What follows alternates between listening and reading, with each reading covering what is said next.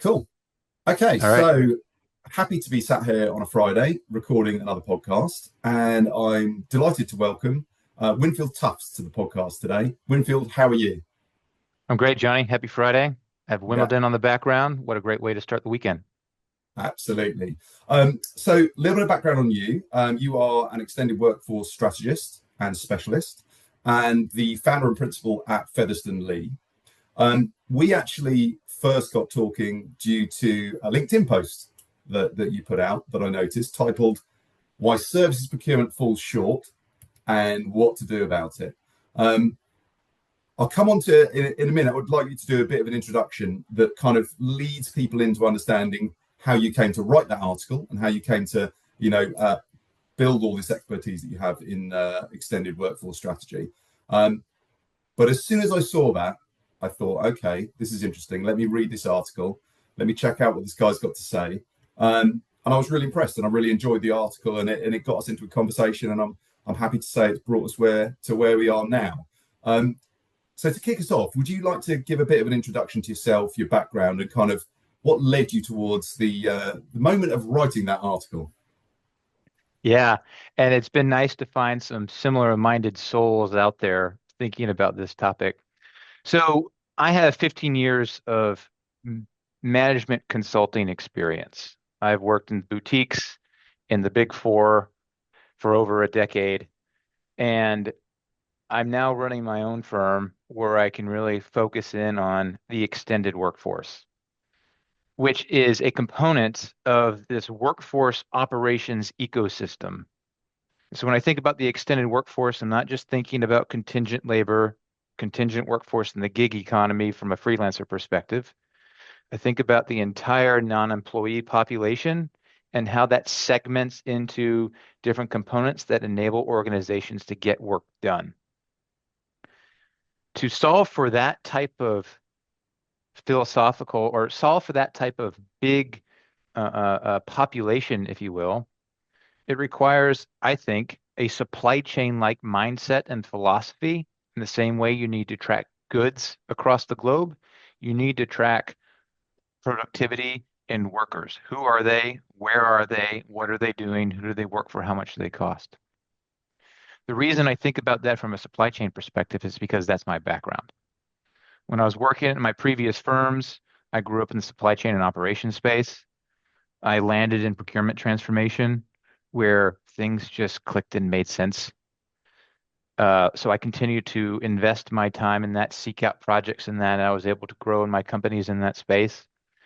And I was able to land some projects focused on category strategy for contingent labor, Right. so helping procurement organizations work with their HR, IT, legal, and business partners to figure out how do we get better control and visibility around spend, and how do we enable businesses to make the right decisions to get the work in the door that they need to get done. And over the course of time, we were able to build one project into multiple projects where we were tackling these big global problems around extended workforce. And I started to see a challenge. The challenge was a lot of maturity in your, speaking from a procurement mindset, contingent labor category, good control, services in place, and a desire or a need, an expectation to expand into more external labor and services categories, but challenges with the approach. And those challenges were essentially taking the contingent labor mindset or strategy and trying to apply them into professional services such as Yeah. management consulting, IT professional services, and maybe even in some categories where there was more complex labor involved, such as where your factory shift-based workers were. And I think the challenge with that was organizations or teams that were aligned around the contingent labor category are being challenged with using the same tools, the same service providers, the same strategy and approach that worked in contingent labor in different categories that have different stakeholders, different needs, different process variances, which creates different process complexity, and therefore the solution is not coming fast enough. The business case is being lost, and therefore the ROI is is not being achieved. I've seen that happen multiple times across multiple clients and across multiple categories. For a long time, this article has been sitting in my head. And when the time came for me to start my own business, start my own firm, which is something I want to cross this part out. When the time came for me to begin Featherston Lee, it was the first article I was ready to write. It was already in my head. I'd been mulling over it for years. Yeah, and it's interesting listening to you talking about the kind of disconnect Yeah. between what was going on in this quite specific contingent labor category and extending that out into broader kind of extended capacity and capability within organizations, external service providers working on an output or outcome basis, or maybe on KPIs and SLAs, for example. Do you think you mentioned some of the differences? One of the things I always think as well is talking about different stakeholders, different processes, different technology requirements, and things like that. I sometimes feel there's also a language barrier that certain things can get slightly lost in translation when people are, and I completely agree with you, hitting problems because they're coming at it with a contingent workforce mentality. Do you think there's that kind of like terminology barrier to a certain extent? One of the things I just gave this feedback to a service provider, and one of their in a message was the there's certainly I have an issue with terminology when companies say we can tackle extended workforce and do SOW services procurement, but then they use words like individual and assignment and candidate. An To interview. me, yeah, to me, I would look at them, or I would look at a client and say, I'm not confident your service provider understands your use case, the problem statement that you are trying to solve for. I come from a world of management consulting. We were made up of teams of people, not always working full time on the project, on a blended rate card, delivering against an outcome or deliverable. The narrative that is positioned into how a technology or service provider is able to enable services procurement isn't fitting that use case. Isn't I would not have been applicable in my big consulting days to the solution that's being presented. Is that a fit? Is there a product market fit there? So I certainly think that's one of them. And I think the other challenge is, quite frankly, category expertise. Mm. If you think about the the stakeholders who need to use management consulting from a strategic perspective, they have a different need and they're different levels of influence at the company. Those category leaders are also very different than the contingent labor leader. They may sit in the same team, but their stakeholders are different. Therefore, their thinking about the solution is different. So all categories, I think, Johnny, follow a life cycle. And organizations need to build an ecosystem of solution providers and technologies that fit the natural life cycle of that category.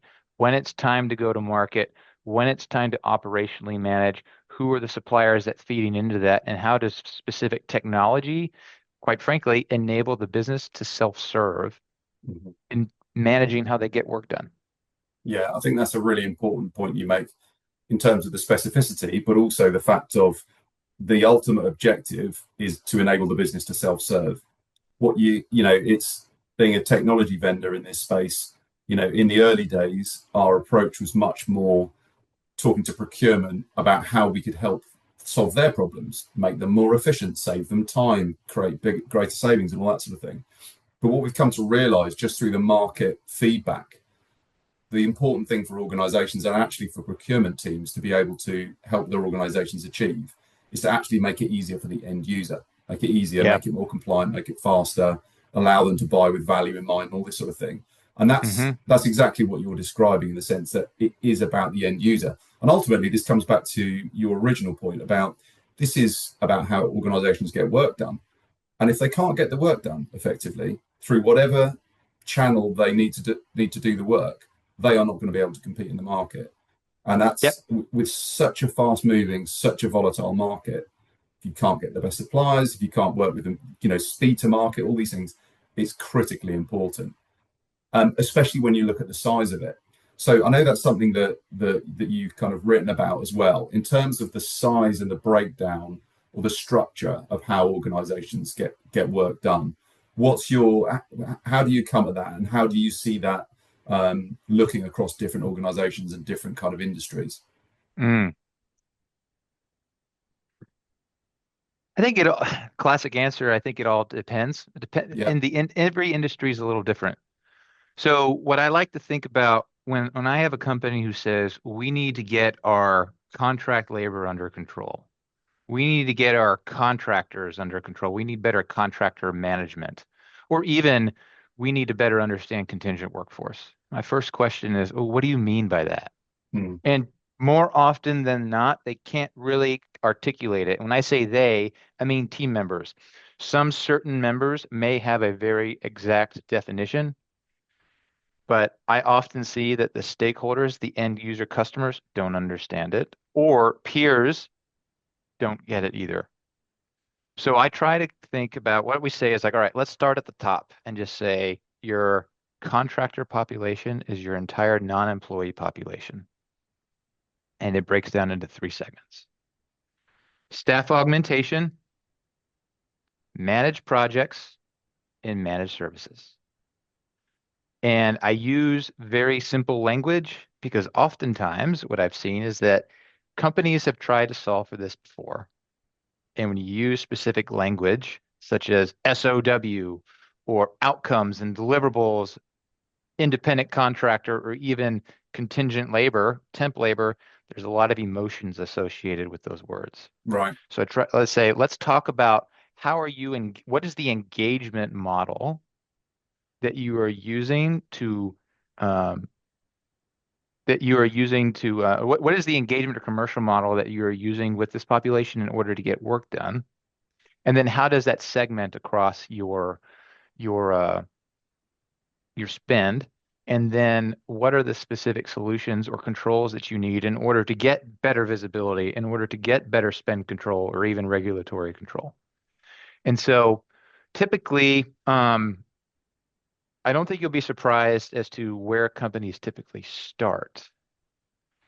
But, I think about one client where big, massive global company had, 400 million in staff augmentation like spend. Then it was about 2 billion in big managed projects, outcome-based agreements, and then the remainder, 1.5 or so, was in services.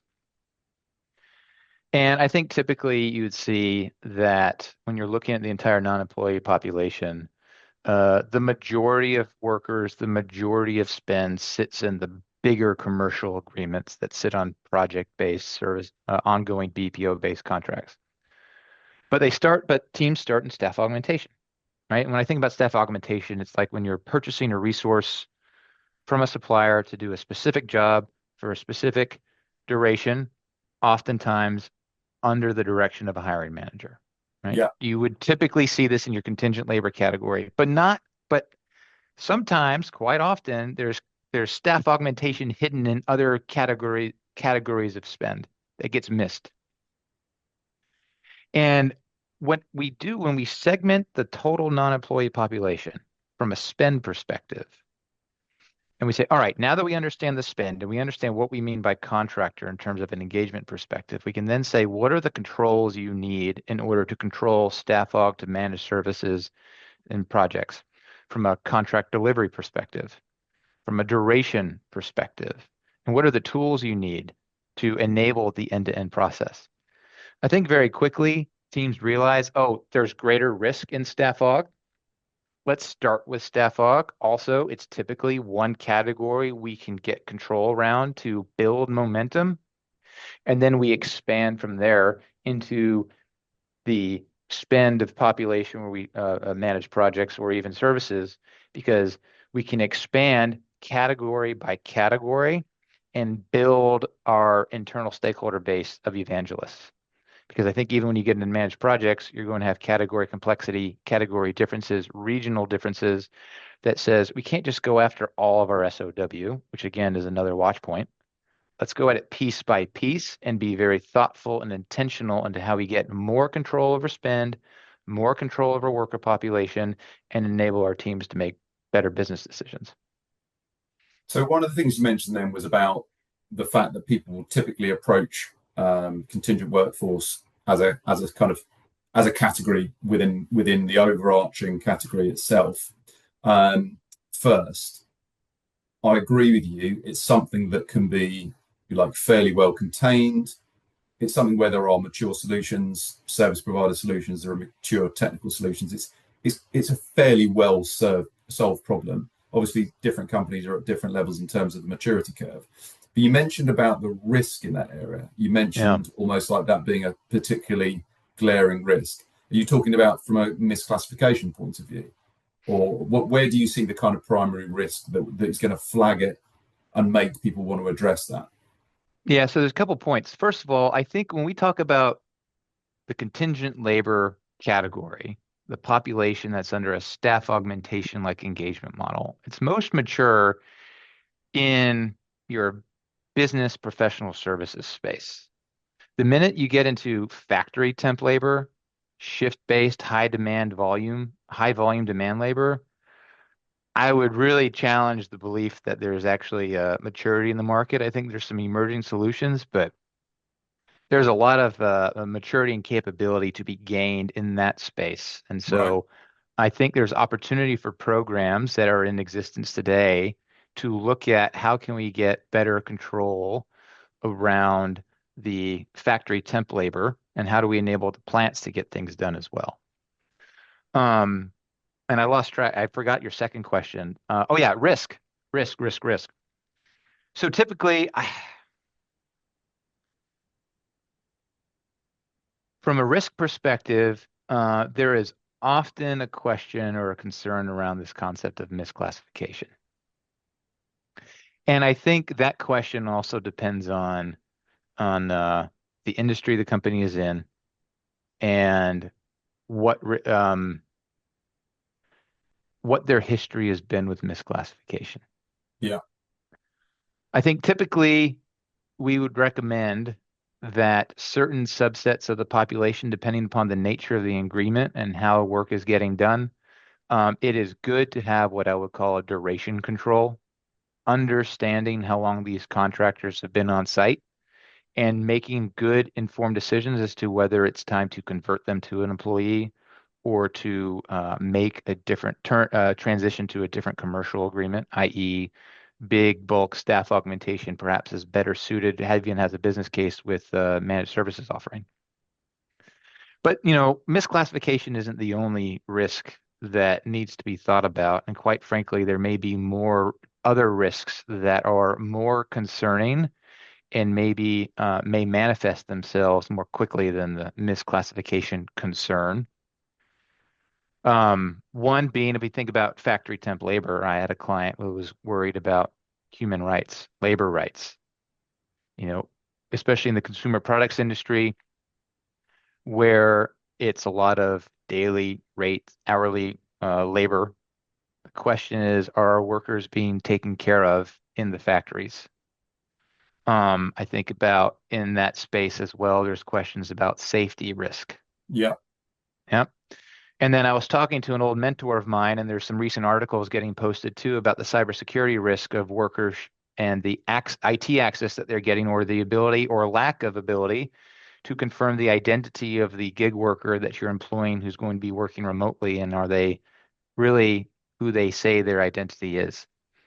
So I think there's a number of different risks that could be or should be evaluated. But again, when we think about how we're going to segment the population, when we segment it by this way and determine how am I going to engage you, what is the work you need to get done, it provides a framework for saying what access do you need, for how long, and so on and so forth. Do you need a badge or do you not? Will you need access to my systems? Will you need access to my buildings?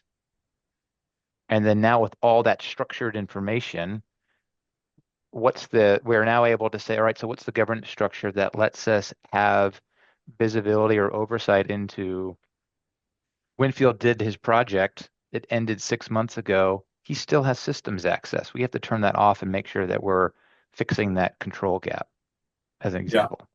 Yeah. No, absolutely. And going back to the misclassification issue, depends on the industry. It very much depends on the region as well. Obviously, when you're Yeah. dealing with Oh, like yeah. large global Mm-hmm. organizations, as you mentioned before, it can be quite Mm-hmm. location specific. Very stringent requirements in certain EU countries like France and Germany, the Netherlands, for example. The freelancer regulation is very strict in the Netherlands. Same in the UK in terms of as whether you're classified as an employee or not. Um, but yeah, so you've got this overarching structure that needs to be applied to the different. I always refer to them as like work delivery channels. But basically, Sure. the organizational capacity to get work done is made up of the internal employees and all these Yeah. other wonderful avenues. Um, Mm-hmm. I guess it's kind of a bit of an obvious question, but obvious answer to a certain extent. But it'd be good to just hear you kind of break it down. If you take it to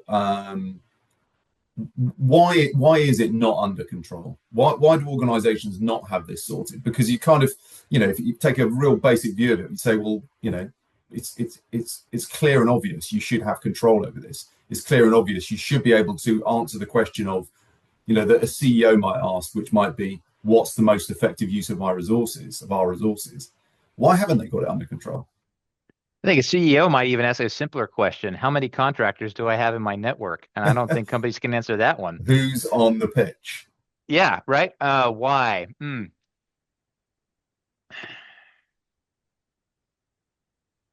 I don't think it's how business has been created. Organizational silos. Everybody. So when you think about extended workforce and the amount of people, let's think about and the amount of people involved. Why are there so many people involved? Is because in the end, in order to get control, you need to manage something other than a linear life cycle. Like if you think about a procurement organization, procurement is responsible for providing the framework for source to pay. Okay. We were just talking about systems access. Systems access doesn't fit in source to pay, but a contractor is going to show up at some capacity in the life cycle of this contractor. A company has some level amount of strategy. There's some level of sourcing activity where this contractor I is acquired or assigned. They have to be onboarded. Well, in the if you're thinking about a linear source to pay process, procurement's not involved in that anymore. It gets handed off to IT for onboarding, background check, whatever. And then that worker does his onboarding and he goes and does services delivery, i.e., he does the work that he was required to do, submits his timesheet, gets invoice, or submits his SOW. Well, that's not always a procurement responsibility either. That's somebody else. So you got these bits and pieces of process responsibility because people operate and think about end-to-end linear process when we need to think more about the management of a life cycle. And this is And also this. Sorry to interrupt you.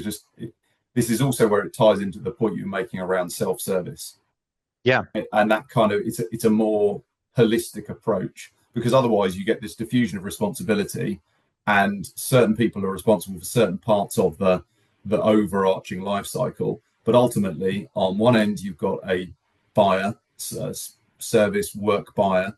On the other end, you've got somebody or an organization delivering work. yeah. And when you think about life cycle, which should break across these verticals, these siloed verticals of linear processes, um, you need a cross-functional steer co. And I don't think cross-functional steer codes exist to the level that is required to get this level of oversight, governance, or control in place because it's not how business, I mean, quite frankly, it's just not traditionally how business models have been set up. And a procurement organization shouldn't be responsible for the onboarding of an individual, right? That's somebody else's job, it's somebody else's specialty. But those teams, those leaders need to have the platform or the opportunity to connect and speak and make sure that strategies and operations and transactions or executions are working in sync. Dare I say, there's orchestration. so that they make the right decisions and their strategies are aligned, right? So I think going back to your question of like, why isn't it in place today? You can probably pick your root cause, but I would say it's because sometimes business teams are still trying to figure out themselves how to work end to end, and now it's no Yeah, longer end to end. It's continuous life cycle management that's required. yeah. And I think in certain areas, particularly kind of outcome-based complex services, professional services, there's also been an element of it's just too complicated. Whether it's, saying, well, the technology doesn't support it, or um, it's also the fact that this type of work delivery has grown very rapidly, and we're in a much more services-led economy, Hmm. and there's much more outsourcing of work. Go back 60, 70 years, job for life. You're a company person, and you get the gold watch at the end of your however many years service. Totally different world now. Gig workers, much more outsourced service delivery, a blend of different workforce delivery channels. So the complexity around it, particularly on the services side, I would say you're right, it's not 100% a solved problem with regards to the kind of staff augmentation, in the sense that when you get to the kind of more factory shift-based work type scenarios, that can have quite a lot of complexity, be very fast moving. But the ultimately dealing with people and time in some ways is simpler than dealing with intangibles that you Yeah. might get within a professional services engagement, where it's like, well, how do we define this, this piece of consulting work? And well, it's very easy for people to say, well, let's not bother. Let's just work it out as we go along. And what do the outcomes need to look like? Well, Yeah. no one really knows. So I think there's Hmm. definitely always been a little bit of an excuse available for people to Yeah. say that's just too difficult. And obviously, Hmm. the world we're operating in now, that's not acceptable, because it's such a large amount of money that is spent on this stuff, and there's such a high reliance that organizations have to these external service providers. But also, you've got AI now, so large amounts of unstructured data. Great, bring it on. And Yeah. complexity is the excuse that it's not a solvable problem doesn't exist so much. But I think you're right in what you talk about in terms of the way that businesses have been set up and the way that they've been structured. But also, businesses, there's so much more flexibility required from businesses now that, we're all having to adapt to technology changes and just the way things are working and changes in the market. But there's a massive pressure on organizations to keep up with that. And as I said at the beginning, staying competitive, it's about being able to adapt to that. And so, again, this is an adaptation that organizations, we're talking about this. We know there are great opportunities for a lot of companies. I definitely feel like the ones that don't do it are going to be putting themselves at risk in the sense of being able to compete in the market. Yeah. Lots of points there. So working backwards, you talk about companies that need to adapt in the market and be quick. In the end, I think we're talking a lot about how do we enable back office to keep up with front office, Right. right? Um, and back office can enable front office to win in the market, again, by creating infrastructure that enables self-service and continuing to focus on providing service quality, which is self-service, user experience, and bringing insights. The business moves so fast, the business doesn't want to know the definitions of your contingent labor program. They don't want to know tenure controls or whatever, but they do need to understand their options, the implications of those options, so that they can make the best made decision for their business at that time. How do we hire? I need a quality engineer in this factory. What are my options? What's the trend? What's the recommendation and why? Okay, let's move, right? I don't think that'll ever go away. I think about working backwards to what you were saying, Johnny, around the complexity, right? I appreciate you starting to shift from time and expense to now let's talk about like outcomes and the complexity of services. It's just too hard has been a good reason for the professional services organization to write the SOW. Like I think fundamentally there's got to be an opportunity or a recognition that says, if you know what you want, write it down and tell the services organization what it is you want and set the expectation for your deliverables or for your outcomes. Don't let the consultant write it for you because they'll know the contract better than you will. And I think you could probably provide the best technology. You can enable the best controls, but in the end, you have to take ownership of what it is you're writing and what it is you want. And as we think about greater dependency upon services, you're buying deliverables, you're buying outcomes, you're spending a lot of time building SLAs and KPIs and metrics. You're not managing it, monitoring it, or measuring it. Are you getting the value that was promised? And I think about projects where the project was all focused on, as an outsider, reading the contract, looking at the SLA agreement, getting the data. Was the data, was the performance of the BPO provider or the MSP matching what was agreed upon in the contract?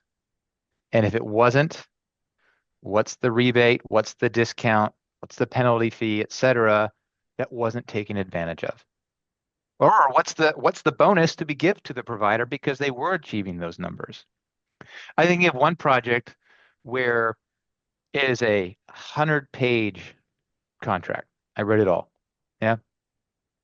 And in the document, it was specifically talking about reporting scorecard, KPIs, and SLAs. I then asked the client, I said, can you please give me a copy of the scorecard?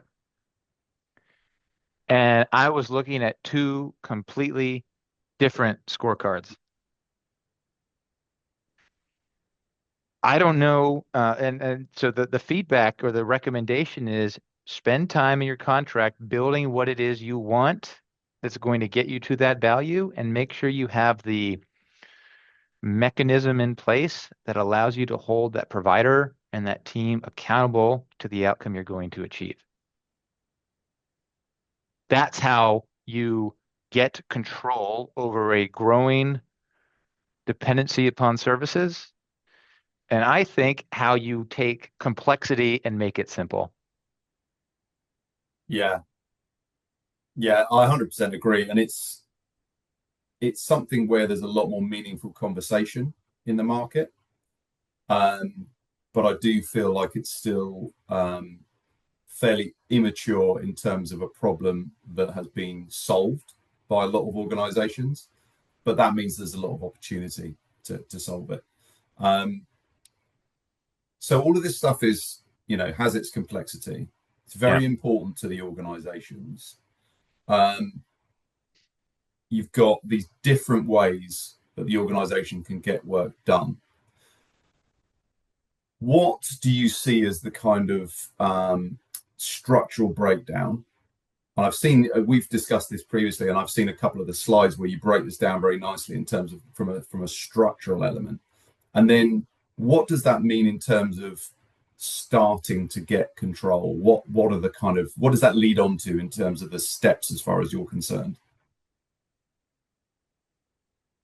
So I do like to start my engagements with terminology and definitions. Yeah, What I call it an exercise. What do you mean by that? right. Right? What do we mean by contractor? Right? Yeah, And you don't need population data, y'all. I'm telling you, like, let's start with the simple structured data that you have, and oftentimes it's spend. And it could be categorized. It's ideally categorized in some capacity, GL code, your procurement category code, whatever. And let's start with that and say, what do we mean by contractor from an engagement model perspective? We come to those three different buckets of your staff hog, your projects, and your services. And then we think about, okay, so from these different models, exercise number two, how do we do that? And we let's do a walkthrough of the life cycle, not the process, the life cycle of how sample vendor or sample worker goes through these major stage gates. And I've built this process taxonomy out to a level 3 detail, but at the highest level, it's strategy. What information do you use? Who do you talk to when you define a strategy for how you're going to get work done? And it can be really simple as, are you going to build it or are you going to buy it? Internal versus external, right? Yeah. The next stage gate is essentially is your supply strategy. How are you going to work with, what are the suppliers or how are you going to go to the market to get to that work done? This is assuming that you have chosen to buy the labor rather than to build it yourself, right? And then the next step that we walk through is what are the steps you take when you need to actually manage the worker or manage the team? Call it worker management, right? That's onboarding, services delivery, payment and billing, offboarding, right? Very day-to-day operational stuff. And then the fourth milestone is performance management. What do you do with that information and how does it feed the strategy, right? And you start to create that cycle. Yeah. And as we talk about it along the way, and we ask the right questions around what are the contracts you use? Are there duration controls? Who do you work with? You start to see where we have a common framework, but there are specific examples or nuances that are very specific and tailored to those populations. So by this point, and you can do this fairly quickly, you have an idea of how big is our extended workforce and where are there common control points, and as well as control gaps, process execution across functions. To get into a strategy of how are we going to get work done, the next step would simply to be, well, how big is our employee workforce and what's our total rewards count? Now you start to have a 2 by 2 matrix. Yep. As And in, yeah, you sorry, have a Karen. 2 by 2 matrix where you have your staff augmentation, you have employees, you have your managed projects, and you have your managed services. Yeah. Yeah. And at the highest level, you can do this, but I think there's really a lot of value when you get down into functional teams they're overseeing roles of individuals and say, what are the process responsibilities that we have under our purview? And who is doing that work? Let's plot it. If we plotted our roles and responsibilities for our team, and we our plot was simply the amount of spend because that's the only information we have. What does that tell us about how we get work done? Does this make sense? Are we using employees and roles that are core to our business? No. What are our options? What would happen if we moved? If I'm a manufacturing company and I have a lot of employees in the training role, what would happen if we moved training to an outsourced service? What's the impact of that? Oh, we have a lot of staff augmentation here. We're coming up against a duration control, or we're realizing that this spend is with companies that has been around for a long time. We need to shift that. Well, what are our options? Well, the options are three. We could outsource it, we could turn it to SOW, or we can convert them to employees. So suddenly you take a little bit of information, plot it on a graph, and say, what are the implications if we move some dots around on the board? And that's in the digital world, that's a simple PowerPoint exercise, or if we're in person, which is always ideal, we put it up on a whiteboard and are literally moving dots around and discussing implications of current state. But then I think what's also very valuable is the next question we ask of these team leaders is, what do you know that's coming up in the future? What are your major projects or initiatives that are on your mind? And now that you know how your total workforce is organized or who is doing what today, what do you need to know in order to think about who is going to get that work done for that future initiative? Now they can start to make informed business decisions. Yeah. Yeah. So a couple of points I wanted to drill into in a little bit more detail. Yeah. So one of the points that I found particularly interesting was you said it's about the life cycle, not the process. How, in your mind, are you differentiating that? What's the key component of the life cycle element that takes it away from the process? Yeah. So I mentioned this earlier, but my view, the way that I started to think through this was, um, again, procurement organization is going to think source to pay, the very linear process of source to pay, source, contract, requisition, PO, invoice, pay. But in terms of getting, and I'm talking about comprehensive control, not just spend control, you have to embed in other processes that IT manages, IT asset management lifecycle, HR, hire to retire, et cetera. You have to figure out how do all these processes intersect, leave each other, and come back. And putting something onto a linear line, you either have something that just is ongoing, right? Or makes it seem very discrete. And when we think about strategy, supplier management, strategy, business ideally would own supplier management, procurement has a role in worker management. Perhaps there's an HR, but maybe it's all probably more of a operational manager or operational responsibility, and performance management, ideally a program role. Those major stage gates break down into process and into major process steps, if you will, and those are the process owners fit. But we have a mentality of managing a life cycle. I should also identify where there are handoffs amongst process owners Yeah. and how those process owners are dependent upon one another, and they can think less end to end of their own purview and more about, quite frankly, I think, enabling the business to get work done. Yeah, I 100% agree. It's about thinking it from the business's point of view, not from Yeah, your individual role or your individual department. Um, and in the four kind of key elements that you mentioned, I think I'm right in saying three was services delivery, and yeah, four was kind of that performance management. And I find it really interesting how, in many cases, that sits outside of the responsibility and the view of procurement. That suddenly becomes the responsibility of the program team, yeah. what's actually been delivered. And it's only if there's a retrospective issue, okay, this has gone way over budget, or it's taken way too long, or there's a big problem with it, the procurement then get involved and try and start tying things back and start understanding it. So what you're talking about is this kind of three-dimensional life cycle that exists within the organization, which is like, how does this organization get the work it needs to do done using this channel or that channel? What does that mean? So I think that's really interesting. And the lack of consolidated visibility around the services delivery and performance management elements of it, I believe, are a large are maybe the biggest get part of the gap, um, because procurement are very good at, and this is partly because they're targeted in this way. They're very good at understanding what the savings they've made are up to the Yep, point of the contract.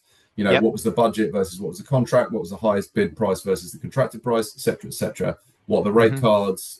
What were the workers operating at? All those sorts of things. But Mm-hmm. we all know with people doing work, it's not like buying a thing.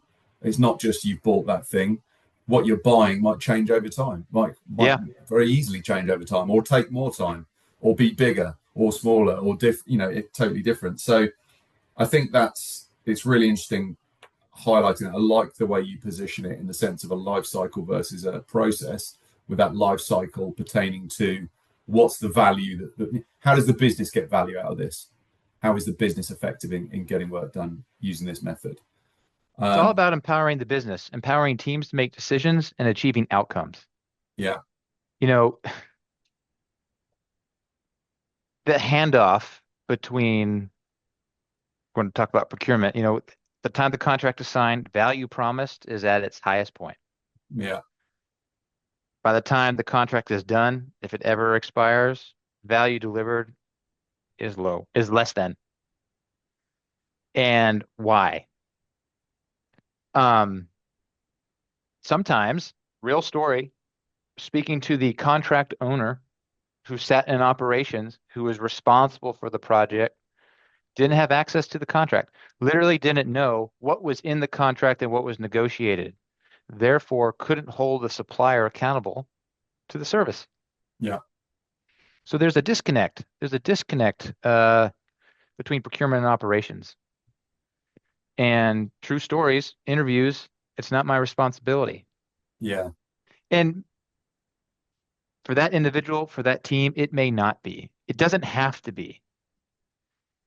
But from a corporate strategy perspective, there needs to be a team in the center that has the visibility, that understands how to coordinate, influence, and persuade teams to operate in order to enable the business and to identify, to bring insights where there's opportunities, where there are risks, and to bring the right team members together to make the best fit decision. Again, when you think with a life cycle mentality, you know the process owners and you know how to bring them in. When you're thinking linear process, you know your team, you know your maybe immediate touch points, but you don't see the bigger picture. And so in terms of, coordinating that, Hmm. do you see that as being procurement's responsibility and opportunity? It could be. I mean, I think you mentioned about insights. Insights require data, Yep. and whoever controls that data and brings that data into the organization and generates those insights, is pretty powerful. Is pretty Hmm. useful to that organization, and has a high level of importance. I always think there's such an opportunity. Procurement are ultimately in the middle of a process, facilitating both sides of it. And more and more procurement people are talking about driving business value, Yep. not savings. So it feels like there's a real evolution that's happening Hmm. that puts procurement in that position when they're being smarter about understanding the holistic life cycle, empowering people to do things self-serve, using the right tech to make that a possibility, and also to make sure that they've got the data. It's a pretty powerful place to be because ultimately they're interfacing with their internal organization to see how they're operating and how they're fulfilling the needs of the organization. They're Yep. also dealing with the external workforce channels that are helping to power the business along, and they're also understanding the interactions between the two of them. They know Hmm. what the internal parties are saying about the external parties. Oh, these guys are terrible. They're putting junior consultants on it when it should be senior consultants. They're always wasting our time. They're changing the script. They're marking their own homework, writing their own requirements, or they might be saying they're fantastic and they're adding an enormous amount of value. And then you've Hmm. got the external parties giving the same insights to procurement about their own teams. Hey, look, this project is massively overrun, but that's because the internal team were totally disorganized. They weren't turning up to meetings. They were postponing stuff. They were on holiday. They didn't have the information. The brief changed. It's incredibly if you think about the efficiency of an organization, if you take that holistic view, it's a very pivotal position to be in terms of if you can understand what's going on with all this stuff. So I think here's my view on that. Um, from an EW perspective, extended workforce, I think there's a really good logical argument for procurement to be the organization that sits in the center. They should be the ones establishing buying channels. They should be the ones who own the supplier relationships, who are delivering the services. And ideally, they should be the one closing out and tying out. Did you get the value and the quality that was expected at the beginning? Right. But here's also the reality of the situation. Broadly speaking, current programs, you know, program ownership, if you want to think about a contingent workforce program or extended workforce program, the big question that I get a lot is who owns it? It's like 50-50 procurement or HR. So what do we do about that? I like to say, don't change ownership right now, but build a team under you that's cross-functional, that thinks to serve the business, that are business case bird dogs, and understands that life cycle so that they may have a grounding from a functional grounding of where to focus, but they can think through truly cross-functional. And I think what you'll probably see is an ebb and flowing of ownership of who should sit in the center. Because the minute you get your extended workforce under control or you have good repetition and momentum, Going back to that 2 by 2 matrix, your 3 segments of extended plus your employee, well, suddenly you're starting to be able to make real total talent decisions, right? Total talent's not a myth, but you have to think about it differently, right? It's not individual. It's not at the individual assignment level. It's thinking about how do I get work done with employees and all my variety of commercial models. So I envision likely procurement will eventually take over as the governance function, coordinating, orchestrating what I'll call extended workforce optimization. But as the value is starting to be seen and you start thinking about mashing up insights of employees and non-employees, I think eventually seeing it going back to HR and HR using it as a true total workforce strategy enabler. It feels like the sort of topics that people like yourself are talking about now are the next step in the evolution from, say, maybe 3 to 5 years ago, where people were kind of making the leap of saying, we need to talk about the work, not the worker. We need to approach this from the point of view of what's the work that needs to be done, and rather than thinking, what type of worker should I get? What type of worker do I want? It's what do you need to do? Therefore, Yeah. what's the most effective way to fulfill that? It feels like this is the next step in that evolution of that journey, really, in terms of the sophistication required to then say, okay, now we're looking at the work, we're looking at what does the organization need to achieve and the Hmm. different channels that it can achieve it through. And we're not just making a decision, it's not just about making the decision as to which channel to use. Um, it's also going the next step to say, right, okay, well, which channels are giving us value, Yeah. and take it into the depth of within each channel, which suppliers are giving us value. Why are we Hmm. using these suppliers? Is it just because we always use them, or is it because they do a great job? Um, and I think this is an area where some people will naturally assume that, particularly in professional services and consulting, for example, that firms will be resistant to it. Supply firms will be resistant to it because they don't want the visibility, lifting the veil on what's going on, etc. But I Yeah. think there's the other side to it as well, where actually, if suppliers are doing a great job, sometimes that's not recognised, and if organisations are making cuts, they might just be told, cut your consulting budget by X%, shut that spend down. We've got to save some money, Hmm. and get rid of your suppliers that are going over time, going over cost. But if you actually had the insights and the audit trail on what was going on with those projects, you might understand that the reason they're going over budget is because they were poorly scoped, or actually the scope expanded. And it might be that those projects are actually leading to a lot of your bottom line growth or new product development, for example. Yeah. It Yeah. also might be that, as I said before, the supplier might be running over time on a lot of projects, but that might be symptomatic of ineffective performance within internal teams that needs addressing, rather than cutting the external supply spend, which might be powering the business. So I Yeah. do think that the more that this is, the more efficient this process is, the more effective, the more data, the more insights. Overall, I think that's a net positive for the supply chain element as well. Yeah. I love that you're bringing this up. Excuse me as I'm adjusting my No worries. son, everyone on the camera. Um, this is really getting down to business resiliency, I think, Right. right? So when you don't know where your contractors are and you have to make fast cuts, where do you go?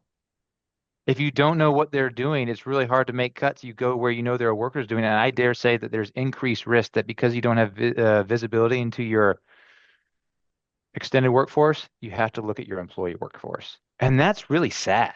Mm. I can think of a couple clients where um, they were gaining visibility into their contractor workforce, but the economy was shifting super fast and they had to make decisions. And those decisions had to go more towards the employee side because they were struggling with, well, where are contractors? We literally don't know what they're doing And oh my gosh, these contractors are doing vital things to keep our locations running. So you know what we did?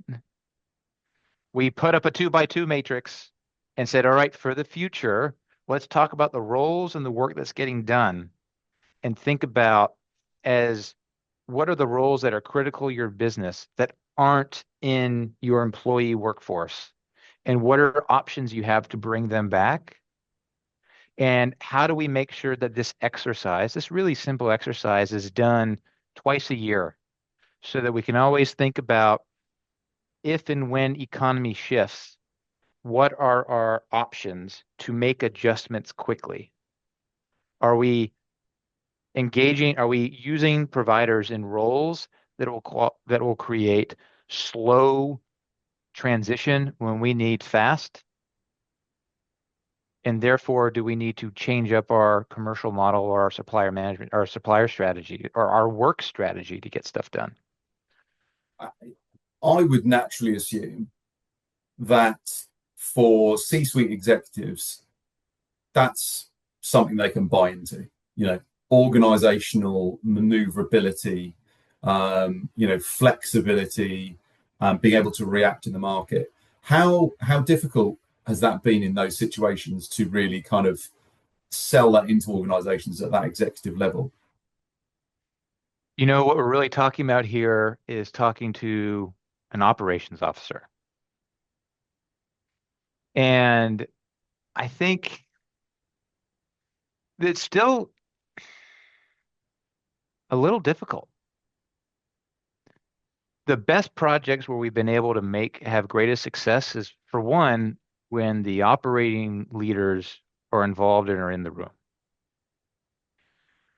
Where projects like this have tended to fall short has been when we start in procurement or HR and we don't get participation for whatever reason, Interesting. lack of awareness or lack of willingness to participate, or sometimes fear in politics to get operations to participate from the beginning. Because if you think about it, operations needs to get stuff done, Hmm. right? Don't give me all the rules. Just tell me, but also fix my problem, but don't shut down my plant. Yeah, Okay, great. Well, in order to do that, I need to I need to work with you to understand what your issues are, how you use work, what it is that you do, et cetera. And when we have these center-led service functions, procurement and HR, um, not regularly engaging with essentially their internal customer, that voice of the customer is lost, and structure is not well implemented nor well adopted, in some part because the fit isn't there. Um, but also there may be a fit issue, but you may have a really great tool that serves that team to make better business decisions, and they're not having it in their hands. So I think about and then I think about the projects where operations has been involved from the beginning. In some cases, it was because there was recognition from the operations team that they had a challenge, right. right? Right. Yeah, So I would encourage the listeners on this call from procurement and HR is to engage with your customers, bring operations to the table at the beginning. It's never too early to bring in your end user customer. yeah. I think that's a really valid point. One of our customers always tells a great story about, you know, basically engaging with us and engaging with an intermediary. So they basically kind of, semi-outsource the problem. We were the enabling technology for this intermediary to help them sort out their services procurement.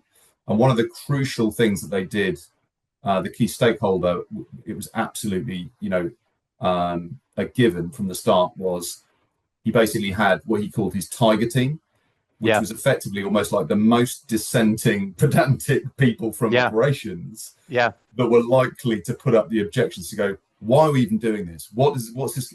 Don't get in my way. What's this going to do Hmm. to help me get my job done? I'm trying to make the business successful here. And engaging those team members at the very beginning was massively important in getting the fantastic levels of adoption that they've achieved, exactly as you say, because not only was it that engagement, but the solution was crafted more effectively in the first Yep. place. And that Yep. comes back really to your life cycle point, because Yep. that's where you're fully engaging with the life cycle and not just an individual linear process. hmm Yeah, and we were talking about like when you're engaged with the life cycle, you're engaging with process owners, but those process owners are interacting with an internal customer base that is also very diverse as well. Mm, So those end users who want a good user experience or who want good service quality all have are likely going to have different desires, different expectations of whatever solution or whatever governance structure that's coming out, right? So that's another critical thing to think about. Um, and shoot, I should have written this down, Johnny. I was going to say another point, but nonetheless, know your end user. Oh yeah. right. So here's the Okay. thing. When we think about this tees up that change management, right? Yeah. What's the statistic? I remember when I was at EY, there was this a statistic that said 70% of major transformations fail due to poor change management. And change management is not communications. It's not another project plan. Yeah. It starts with bringing your end users in from the very beginning and getting the voice of the customer. And yeah, I think it is a hard but good strategy to bring in the biggest naysayer at the start. But what that's also going to do is it's going to help you identify when you say, all right, we know who we're talking about from a what do we mean by that perspective? We know what it is we do and who we interact with and where there are gaps perspective. And we know who we interact. So when we know who we interact with, we have an inventory of stakeholders. Now we understand their problem and what to do about it. We can also start to figure out who needs to be aware of the change versus who needs to adopt change. And the adoption population is the group that needs a lot more time and effort, probably a lot more participation than the group that's going to get communicated to, because they just need to be aware. But the adopters are the ones who have to be involved and quite frankly, like co-solutioning or at least Yeah. providing their input along the way, making sure that their work is not getting slowed down. Nobody wants another process control that's just going to delay getting work done. That's not the purpose. Yeah. And they could be coming from a position where before this is all streamlined and made beautiful, they've got two options. They can follow the process, Yep. which is probably going to be really time consuming, slow, horrible, semi manual, just hmm a nightmare, which is slowing them down and stopping them doing the work and making their life miserable, and probably doing the same to people in procurement and possibly HR as well. Or they can just ignore all of it and just go Yep. completely off piste and just do what they want to do and just get on with it and hope that nobody kind of shines a light on it. But Yeah. I think when it comes down to it, most people within most organizations, most professionals, do care about things like, is a good job being done, hmm um, is what my organization's paying for worth the money it's paying. I think most people do care about wasting organizational money. They want their organization to be successful because that helps them be successful. Yeah. They keep their job, they get promoted. So I think because this is something that we care about in our own lives and our personal lives, we look at what we buy. Is it good? What's the rating? How many stars has that got? How many people have recommended it? Do I Yeah. like it? How much did I pay for it? All these things. Did it do what it said it was going to do? If they can be brought into that as a concept early hmm on, given the ability through the way that the program operates, the life cycle operates, and that definitely is an area where insights and data and the sort of feedback mechanisms that can come from the correct processes, the correct use of technology, etc. I think people have the opportunity to really buy into that from an organizational perspective, and it's because sometimes you get this slightly jaded view that procurement might just think the buyers just don't care. They're just like, I just need to get that. I just need to get my job done. I just need to get Yep. this work done. But I think there is definitely the capacity in most professionals, vast majority of professionals, to want to take a pride in the fact that it was a really good piece of work. They did a great job. I don't want to be having to mess around with everything changing or not knowing what the rules are. But people want to do a good job. Yeah. And as I say, they want to make their organization successful. And in my entire career as management consultant, I've not done an interview where someone's like, I don't care. What's that film? Office Space. Yeah. Do you remember that one where it's like the Bobs, isn't it? And what do you do? I don't really do anything. I just zone out for a couple of hours. That doesn't happen, does it? No, but even then, I would argue I've thought about that scene, and Love that film. when I started consulting, um, there were a lot of jokes about, oh, what are you, the Bobs? And we can make that was the big inside joke. I don't know if I can make an inside joke about Office Space, and I don't think it would land as much as it did, 15, 20 years ago, farther and farther into history. Um, But but I do also think, when you look at that film, that to a certain extent, any apathy comes from being hmm disconnected from the overarching strategy. What are we even trying to do? What does it yeah, mean? yeah, What's the route to success? exactly. I've done some deep thinking about Office Space, right? And that character, he's apathy. He's apathy. He has apathy about what he's trying to do, but I think he's still there's still a level of care, right? Um, I would argue that that character still wants to do a good job, but feels incredibly powerless to do it, I think that's exactly right. He which is doesn't feel like probably there's the why the Bobs opportunity. gravitated to him so much. Well, The consultants love the guy who wants to problem solve and is stuck. yeah, yeah, exactly. And as you say, engaging with the people that really need to get stuff done is going to bring Yeah. up the thorny issues straight away. Um, so I think we've covered the topic really, really nicely there. Are there any particular points you want to cover about what you would advise people to do as a next step?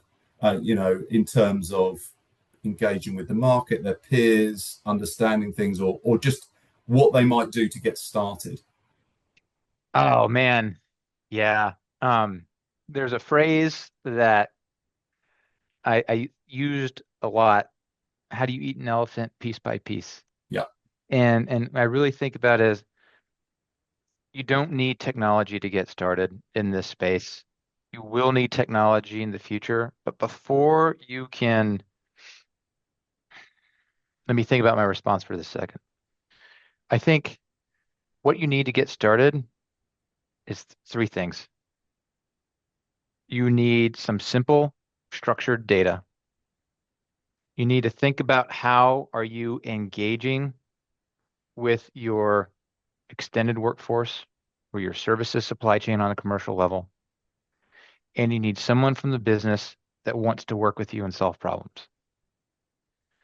Find what their problem is, help them understand how they get work done from an extended workforce perspective and an internal workforce perspective. Work with them through the life cycle, and you'll find the control point gaps. You'll find where technology needs to be improved. You'll find where it just might be a policy or a guidance document. They will be your evangelist, and then you expand from there. that's a good answer. I was asked a very similar question the other day, very specifically related to the services procurement side of it. Yeah. And one of the kind of lines that my thought process went along was kind of sort of semi-emotional in the sense of like somebody's got to take responsibility. The organization, the problem, and maybe no one's got direct responsibility or ownership of it.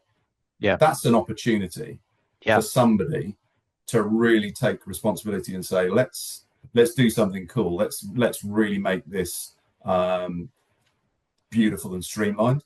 And hmm I think going back to the article that you wrote that first got us into conversation, I also think just by being like curious and Yeah. inquisitive, what are other companies doing? I love having this type of conversation, and I want there to be more of this type of conversation because, and also that peer-to-peer interaction where you get companies sitting around a table, and I've seen it many times running round table type sessions where organizations start talking to each other, and there's just that kind of relief in understanding that most organizations are suffering with the same problems when it comes to this.